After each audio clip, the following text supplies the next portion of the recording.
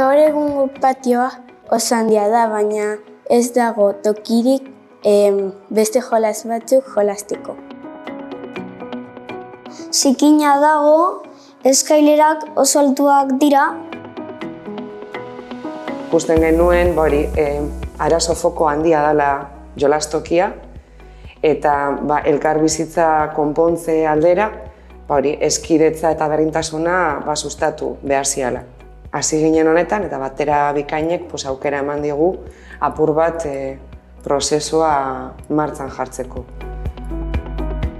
Genero banaketa txikitzen jarraitzeko, ideia ugari atera dira, eta haien artean material desberdinak jartzea patioan, espazio desberdinak sortzearekin batera, eta garrantzi handia kentzea futbolari leku desberdinetan ekintza desberdinak egin ahal izateko eta errepikakortasun horrekin bukatzeko.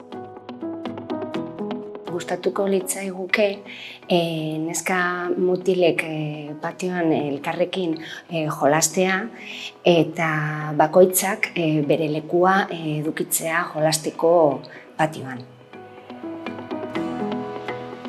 Ume guztiak seguru eta libre senti daitezen, eta esaerak dioen moduan, mundua mila kolore, jolastokia ere mila kolore.